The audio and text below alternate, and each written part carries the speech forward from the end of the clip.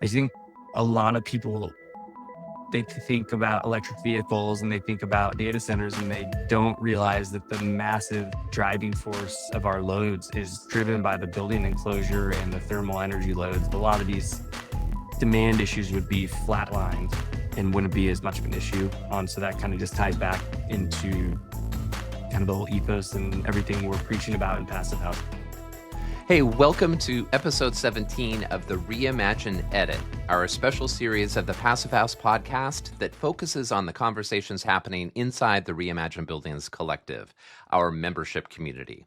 I'm Zach Semke, host of the Reimagine Buildings Collective and director of Passive House Accelerator, and I'm glad you're here. That clip you just heard was Skylar Swinford, and I love how he reframes the whole electrification story. We hear about EVs, we hear about data centers, but a big, often overlooked driver of demand on our grid is the building enclosure and the thermal loads inside our buildings. So the work we do on Passive House and high performance buildings is hugely relevant to the grid conversation, not just to the people who live, work, and play inside these buildings. So that's where we're headed this episode, buildings and the grid from the practitioner side. How do we actually know if our buildings are performing the way we said they would? What modeling tools should we be picking up? What do we do about all of the technical questions that come with electrification that we're still working through, like refrigerants, water heaters, even wall systems? We'll hear from Carmel Pratt of Zaz Energy and Passive House New York on post-occupancy data, Ed May of Building Type on modeling literacy, Skylar Swinford again, joined by Lloyd Alter on refrigerants and water-based distribution, James Peterson of Peterson Engineering on heat pump water heaters, and Nick Nigro of Leggett McCall on what's next at the remarkable Bunker Hill housing redevelopment project. These conversations come from across the member meetups that we're hosting inside the Reimagine Buildings Collective. Carmel Pratt is up first. She brings the post-occupancy lens, which matters because if Skylar's right that the enclosure is driving demand on the grid, we better have a way of knowing our buildings are actually performing the way we modeled them. Here she is in her Reimagine special interview with Michael Ingui, joined by Reimagine Buildings members, Brent and Eric. Carmel, just curious about what the strategy will be to actually get the data. Like, is it just going to be online surveys, or are you pairing with builders to put in sensors in the walls? Like, I know we're building passive houses and we know they're supposed to be better, but we don't actually know if they're doing what we want them to be doing, right? Yeah, no, totally. It's a great question. And also, unfortunately, still like a snowflake answer in terms of like, there isn't just like one. First of all, there's a ton of building management system options from a hardware and software platform perspective. And I don't pretend to be an expert in that area, although I know of them. And I think that's the role, is like helping both on the design side. If you know you're putting in a BMS and you know you're putting in a certain level of monitoring, helping to decide what and how and all of that. Unfortunately, I've seen time and time again that effort is put in early and then VE'd at a really critical stage where, you put in kind of all this effort into planning for, designing for a system, and then it doesn't get implemented. And then you're kind of going back to the drawing board on like, okay, maybe a year or two later, we realize we should at least be monitoring this system because, let's say, domestic hot water, because that's, from a utility analysis perspective, that's what we're seeing on the performance side. So that's not a great answer, but it depends. Ideally, you design it, you keep that system through design and construction. And then once you're operational, it's about who and how is monitoring the data. What is the actionable, what happens in terms of action from that data, regardless of the platform. There's a couple of great new tech, like lower cost tech that is coming out. One that's exciting that I know NYCHA, the New York City Housing Authority, is working with the developer on is called Sense, Senze, out of UK. And it's a low cost and mobile app enabled retrofit friendly data monitoring.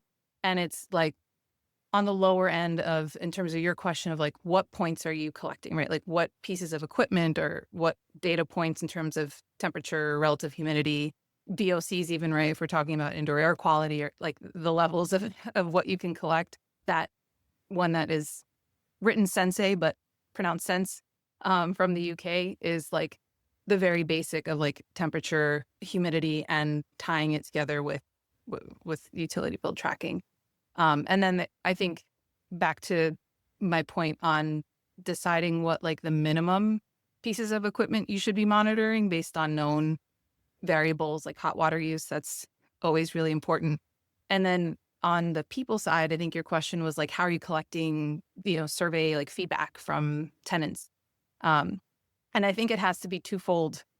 I don't know who has sent out a online survey in their lifetimes, but the engagement with that is very low, if not non-existent. So it has to be paired with some sort of like incentive or in-person. It can't just be an online survey. There's this great research initiative called the Future Housing Initiative that the Building Energy Exchange in New York City is working on, that's looking at this idea of building performance. Is it utility analysis? Is it how much energy a building is using? Or is it how people are satisfied or not, health outcomes, ongoing like maintenance and operations and super calls? And so the Future Housing Initiative has been collecting survey data both digitally and in person to help round out this research. And they found along the way that it is very difficult and it's weighted, right? Like the people that are eager to provide feedback tend to be because they have issues and complaints. And so you're leaving out some important data. That's why I think it has to be thought of the same way that data monitoring is thought of, where it's like built into a system that requires maybe less touch point, right? So it's like tied into your quarterly maintenance. If someone's coming in to clean or change your filter, there's like two questions that you ask the tenant right then, like building it in as a program instead of as like a one-time thing. Makes a lot of sense. Eric, I think we're answering some of your questions right now, but feel free to jump in if you want. Yeah, I'm just seeing this as an engagement and education opportunity as well. That every tenant is potentially someone who's going to spread the gospel and at least let people know what their experiences are and what they see as good. So it seems that from an engagement perspective, again, along with the manual of how to use the system that you've created for them, if it's possible to really get them engaged in some kind of a study that is ongoing amongst different groups, then perhaps they see that as something that they can belong to and work towards. Yeah, that's such a great point, right? The like collective aspect of it. I've also talked a lot about this in the ideation of how to implement. One thing that's come up is like the gamification and like competitive nature of people, right? How do you work with, and it's a very tricky, you come up on a lot of like privacy and those sorts of issues of what people are willing to share and how in some scenarios competition can breed negative kind of community feelings, especially in a big residential building, for example. One example that I've been talking to a developer about is like, how do you find a happy balance between incentives and punishments, right? Like sticks and carrots of having both visibility into the energy usage at an individual like apartment level, at a tenant level, without crossing the line of like shaming or, public, like you're suddenly in trouble with your neighbors because you have 5 toddlers at home, whatever, the scenario might be, that gets into that like public, private, what information should be shared versus notness of it. That looped back to the point of like, it should just be incentive and praise based. It's very, it's dangerous territory to get into like the punishment or sticks side. That gamification piece that Carmel brings up is tricky territory, sticks and carrots, and you don't want to slip into shaming. So glad she called it out. I want to stay on this thread of practitioner literacy because before we can monitor a building, we have to be able to model one. And Reimagine Buildings member Karen brought a great question to an AMA Friday with expert in residence Ed May. She's looking to level up her modeling skills, and her question is where to start. Ecotrope, Woofy Passive. Ed walks her through it, and they end up getting into heat pumps too, including the DIY from Home Depot variety that homeowners are starting to install themselves. I want to increase my modeling skills. RemRate is very limited in what it actually can do and has a lot of bugs and is a pain in the neck. Other HERS raters use Ecotrope, which they also have some complaints about. I'm looking for some kind of like entry-level budget conscious software I can play with and start learning some more sophisticated things before I move on to some of the bigger certification kinds of things. Like That's a what you super do. interesting question. Yeah. What would be, maybe flesh that out a little bit for me. What would be the goal? Like, what would you be hoping to achieve with these tools? Is this for purely like design work, like a design assessment, or is there some other protocol that you're hoping to sort of model towards? What would be your goal with these? Okay, well, I would like to get into a position to offer more services to my clients, which includes possibly being able to do manual J and S calculations. Yeah. And also just to be able to make better recommendations when I do an audit, if I can run something quickly and see what an issue is, mostly with old Victorian houses. Yeah. Because there's so many variables in those houses that it would be great to be able to input some data that would just get me someplace better with the recommendations I'm making. I would like to sometime before the end of the year qualify for pH verifier. Okay. But really the modeling, I think, is my long-term goal in terms of where I'd really like to be with this stuff. Okay, that's super helpful. All right. So in that case, I mean, I think your first instinct makes a ton of sense, right? The manual J and the RightSoft application has incredible practical use, like Yes. day to day. And this is super important. I would say in two different ways. It's like a really useful skill to have for yourself, but then it's also incredibly valuable to understand so that you can read what you're getting from other people. Because it's also going to be the case that you're going to like see a lot of those reports if you're working in a market that has a lot of heat pump, which, New York does. And so you're going to see a lot of those. So being able to read and understand what the hell those reports are is super helpful in order to like digest and analyze. And so that is a great one. I would strongly recommend that. If you're at all interested in the pH verifier, then obviously the Woofy Passive is another really important tool to pick up. So that would be, or maybe not pick up in the sense of like becoming an expert at, but like certainly becoming facile with, tweaking, understanding the basic structure of, and sort of learning how to work with and read and understand the Woofy Passive. Although what I would say about the pH is that in the next few years, they're going to transition us over to their new web-based tool, which is called Meter. It's basically Woofy Passive in the web browser.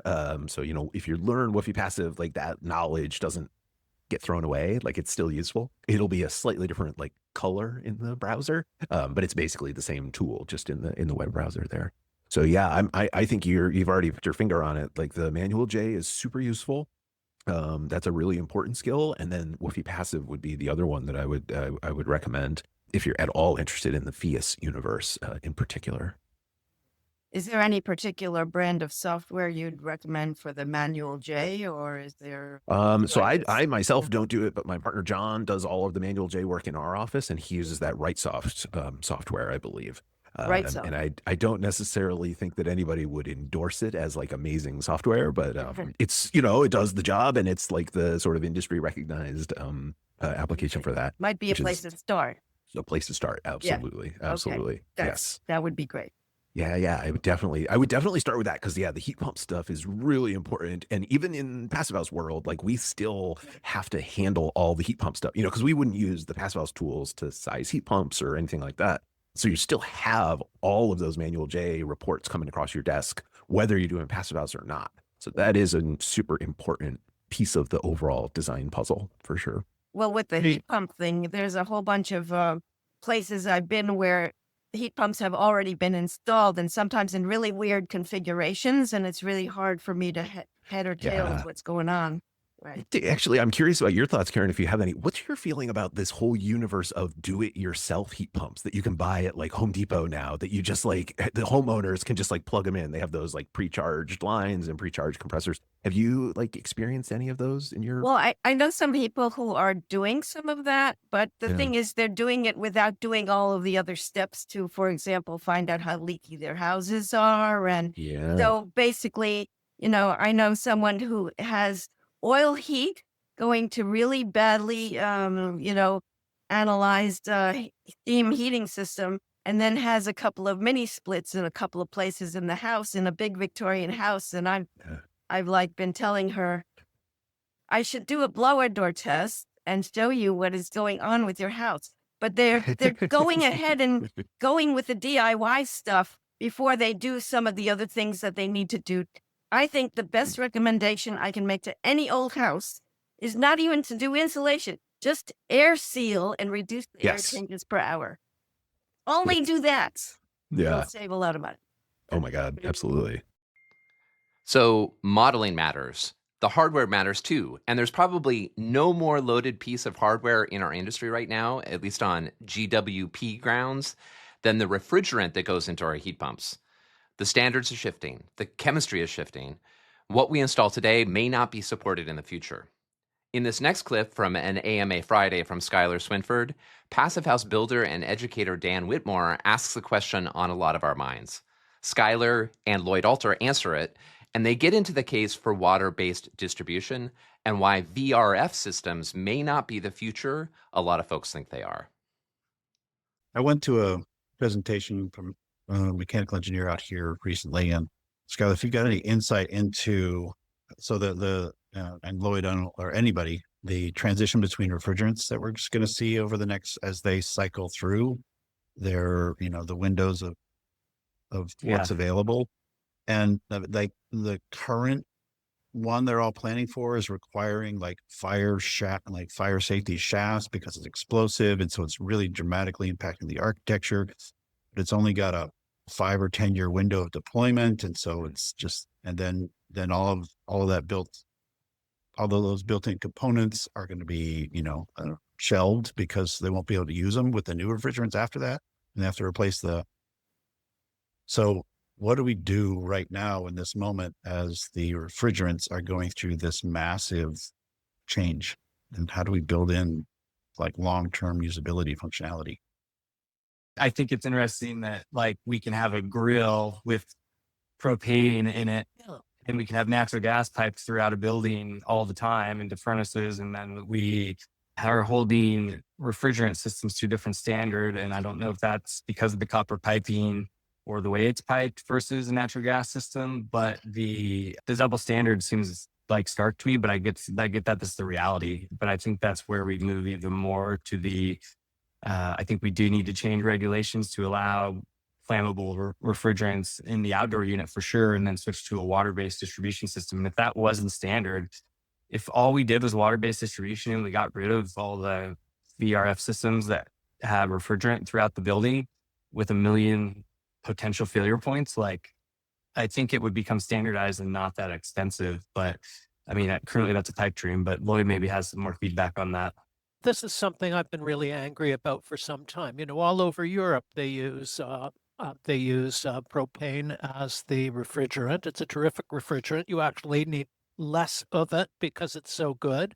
They have limits on the amount of it, which come out at 2 pounds, and every one of us has 20 pounds in our tank, and we've got like natural gas going to our stoves and our furnaces. This is entirely the fault of Honeywell and the other producer of the refrigerant. They've been working on Underwriters Laboratory for years to get them to not approve this because they want to keep in the refrigerant business, and there's no business in selling propane or butane.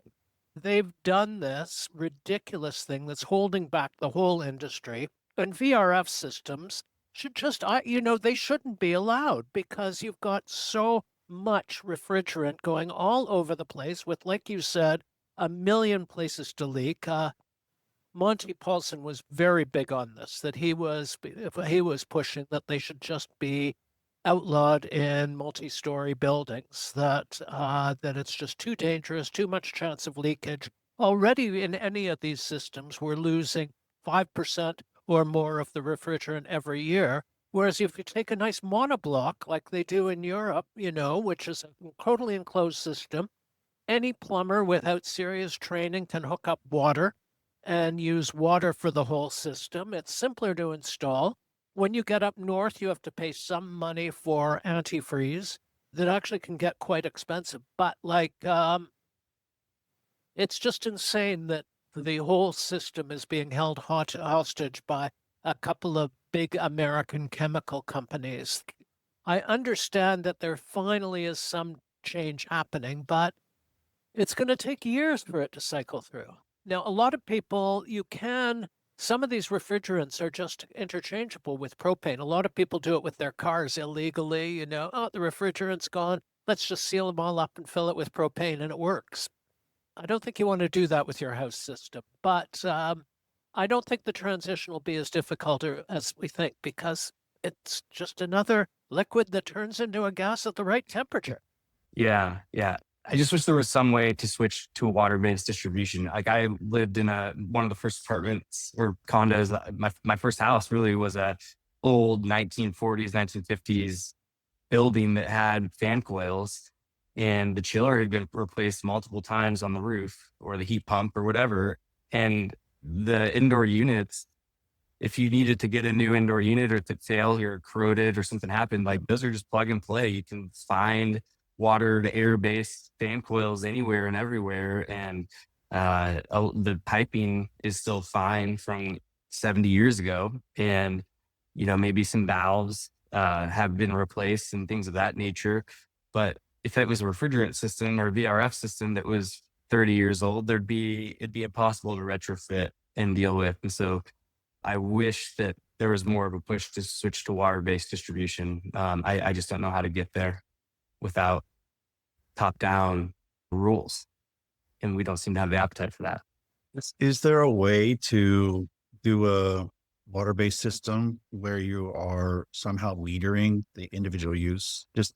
That's the beauty of it with the water-based system, is that you can do, thermal energy meters, and thermal energy meters are pretty affordable, and that's basically how all district heating systems in Europe function, and all kind of the water-based multifamily systems in Europe function. Is you basically have these thermal energy meters, and they literally measure flow to and from either buildings or units, and the delta T, and it's a simple equation, and you know exactly the amount of BTU is delivered.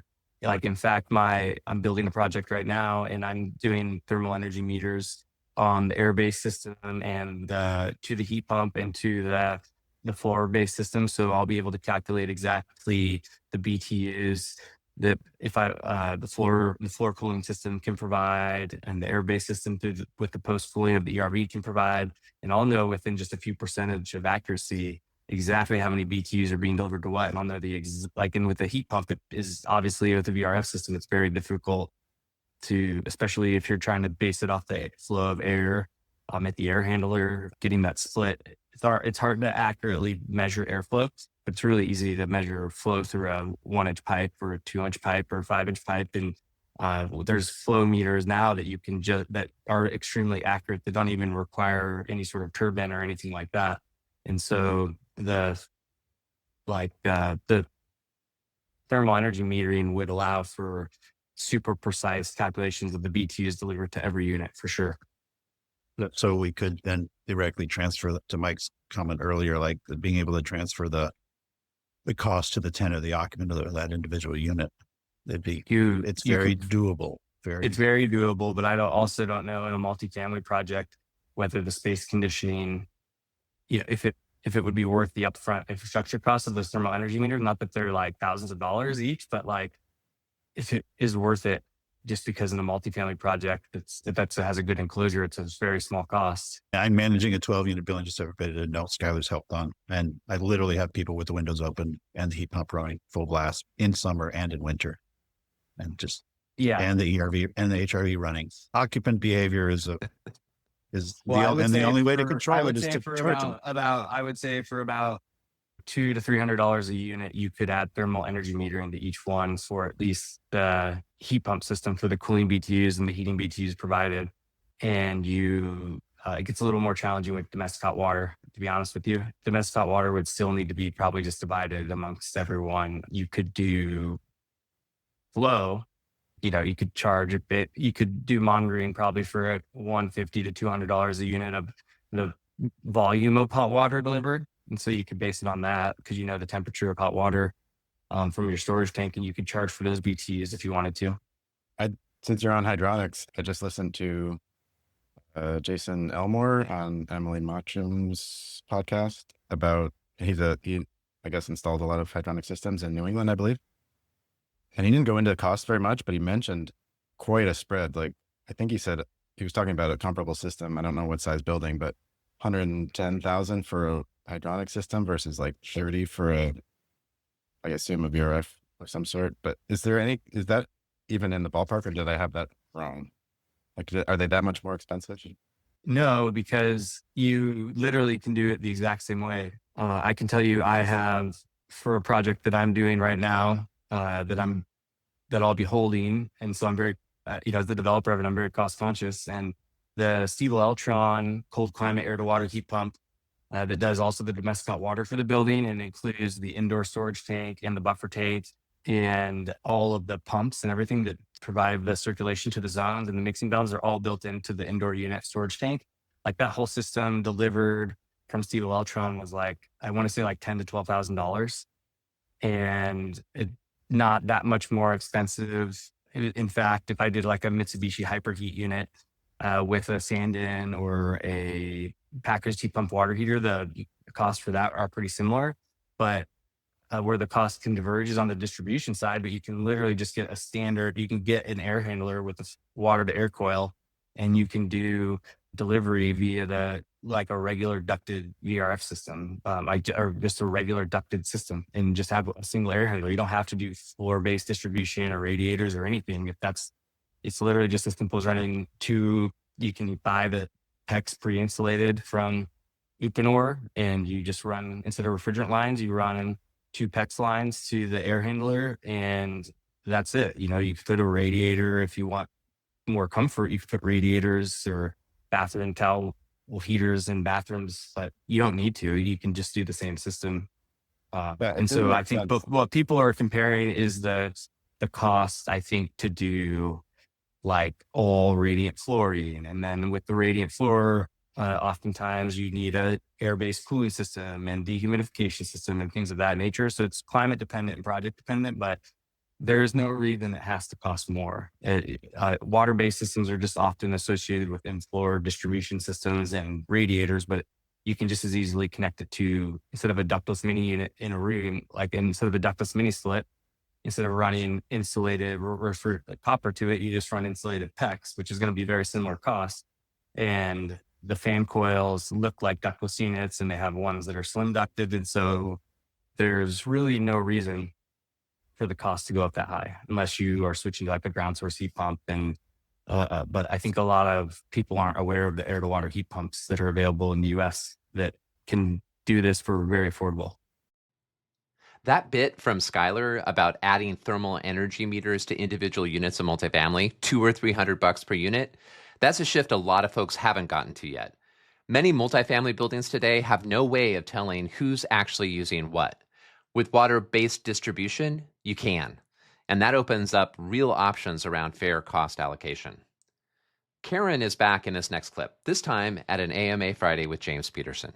She's got a 1926 two-family in the New York City area, a hot boiler room, and she's wondering whether a hybrid heat pump water heater is the right move for her. James gets into a common misunderstanding about hybrid heat pump water heaters, and it turns out to be connected to whether you've already done good work on your basement envelope. Hi, James. I have a 1926 house. It's a 2-family, about 4,000 square feet, a big basement, and my boiler room is overheated in the winter and in the summer because it has a hole in the wall going to the outside for fresh air to feed the boiler. So I was thinking of one of those heat pump hot water heaters, air source would be great in there because the boiler makes it overheated in there in the winter, and the outdoor temperatures make that boiler room really warm in the summer. So cooling that space would not be a problem. Yeah. Oh, so I have this situation. This is funny. I think we all have the same scenarios. Tell me more about your boiler. Yeah, the boiler is, let's see, I think it's probably about 20 or 25 years old at this point. Is it It's steam gas. or is it It's gas. gas fired? Yeah. Is it hot water or is it steam? It's hydronic. Hydronic hot water. Okay. And you're in New York City area. So you're in New York City. So similar to where I am, near Boston. So you have a lot of standby losses if your basement's hot. Yes. When the Yes. boiler's running. And you said it's 20 years old. At least. Yeah. I think it was probably 8 years old when we bought the house about 15 years ago. First of all, I would save up to replace it because you can get a boiler now that does not have significant standby losses. I'm always interested in getting at the source. And what you have is the source of heat that you can avoid. And so you should avoid that source of heat. If it were a source of heat that you couldn't avoid, then I would start thinking about, okay, how do we deal with some unavoidable source? But just like with passive house, I'm always interested. The reason why I became interested in passive house is because for heating and cooling, we're always going after the source and doing whatever we can to reduce that. And so there's a dramatic opportunity to do that in passive house. That's why I love it. So I'd be gunning towards upgrading that boiler. And the big the big change happened. Well, there's two things to pay attention to. Making sure that the boiler is not oversized, which is super common, and that will help you with standby losses. And then also condensing boilers, gas-fired condensing boilers are pretty normal now. They were new 30 years ago, but they're normal now. And the products of combustion are less warm, so you don't have standby losses associated with that thing. Takes care of those standby losses. And then the boilers are better insulated. So I don't do single family anymore. And because most of our projects are air source heat pumps, I'm a little bit out of the boiler specifying business. But Buderis is a great manufacturer. Eastman was purchased a couple of years by Carrier, I believe. And there's other condensing boilers besides those two, but their standby losses are very reduced. But just to answer your question directly, if you were to have a source of heat, then the hybrid heat pump water heater would make sense. But in a single family residential, there just aren't those uncontrolled sources that can't be mediated. What I will take this opportunity to do is we do have a lot of people that in single family homes that believe that use of the hybrid heat pump in the basement is a good application. This is without having your situation, which is an uncontrolled source of heat from the boiler. And the point I want to make there is that a hybrid heat pump water heater is essentially an air conditioner in that it's delivering cool, dry air to the basement. Yeah. And that sounds attractive, but it's going to be doing that probably more than you need. So the other way of looking at a hybrid heat pump water heater is it's extracting heat from your basement. And I've had two homes that were both built in the 1800s, one 1800, the other one 1850. And what I did while I was owner of those single family homes is I put in a proper thermal and vapor air barrier. So this again is getting at the source. So proper vapor and thermal barrier down the walls and beneath the slab, or in my case, I excavated. I put a vapor barrier, thermal barrier. and then a slab. And now I've taken control of that source, which is moisture and heat from the earth. So now my basements are inside the conditioned building, which is where it should be. And now I don't have this infinite, say, ground heat, because it usually does not benefit me. So I've addressed that source. And now when if I were to put a hybrid heat pump down there, and I've been to someone else's home recently where they had a hybrid heat pump in the basement. They're like, what's with all this cold air? Because they had a well insulated and vapor barrier controlled basement. Now I don't have excess heat to give. So that makes a hybrid heat pump not a great solution. So it's a bit of a get your head around issue, but I see a misunderstanding of the application of hybrid heat pumps that's widespread. What I'll just end with there is the ideal situation for a hybrid heat pump when it's going to work great. We're going to be taking advantage of the compressor in the refrigerant circuit would be if I lived where my father retired to, Jupiter, Florida. And if I were to have that water heater outside underneath the carport, because there in South Florida, I have a reliable source of heat and humidity when I need water heating. And in other climates, I have a reliable source of heat and humidity sometimes, or most of the time, but not all the time. And when you don't have a reliable source of heat and humidity, your water heater is not efficient because heat pumps have to work harder to extract heat from colder conditions, or it's not efficient because it's gone into the hybrid mode, which is electric resistance. And now you essentially have an electric resistance water heater. That's a very long answer to that question, but I covered a lot of hot topics. I love James's reframe of the hybrid heat pump water heater as basically an air conditioner that happens to make hot water. If you've got an uncontrolled source of heat, like a leaky basement or a hot mechanical room, great. But if you've sealed and insulated that basement properly, you may be paying the heat pump to fight the work you just did.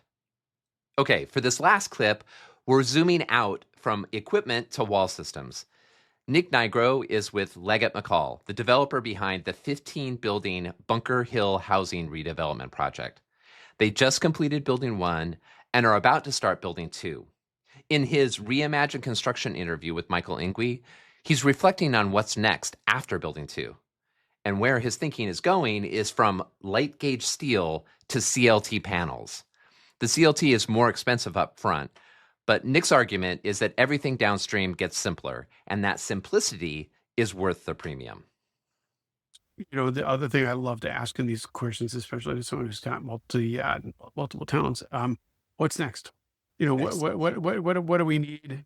You know, how can the industry help? Blah, blah, blah. You know, it just, as you start to think about it, I can't imagine. I mean, we've already brought up a few things that you think the industry could use.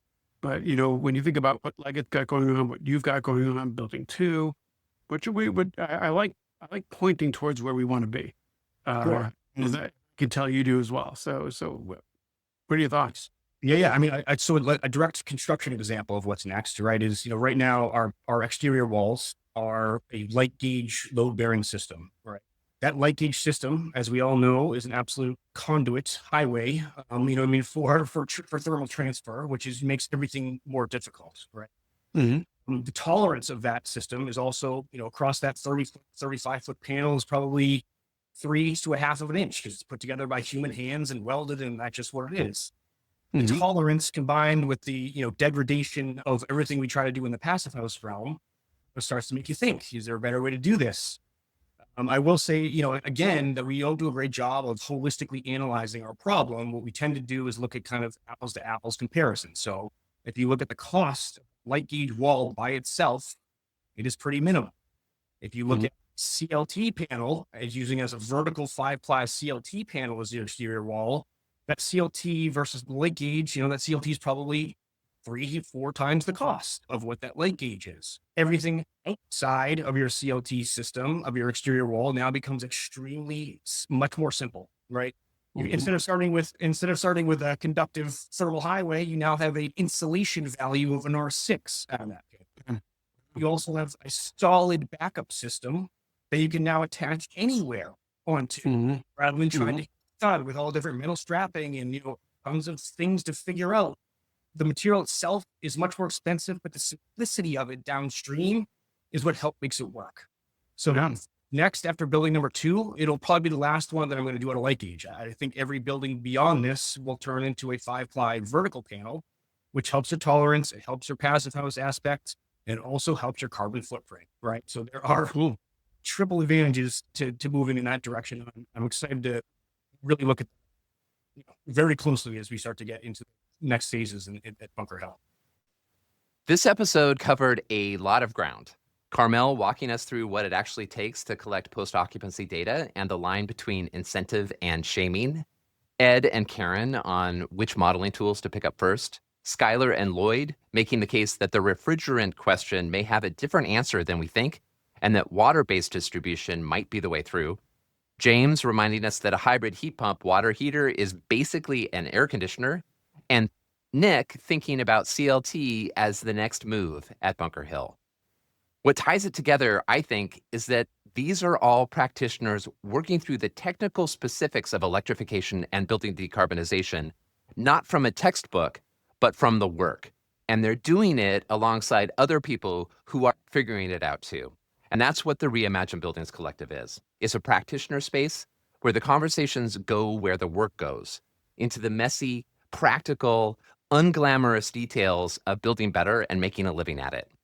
If any of this made you think, I wish I could have asked a follow-up, that's what membership is for. The collective is where you go when you're navigating something hard in this work and need people who've already been through it.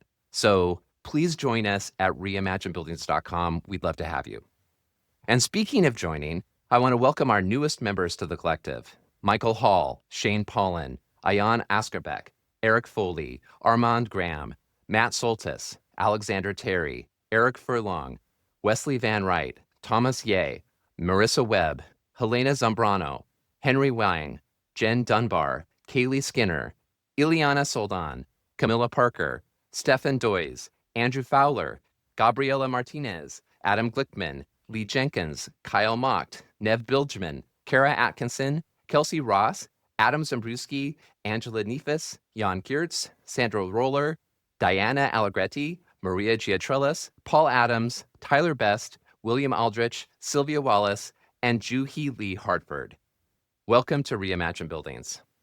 Thanks for listening to episode 17 of the Reimagine Edit, a production of the Passive House podcast by Passive House Accelerator. We'll be back soon with another episode. Be well.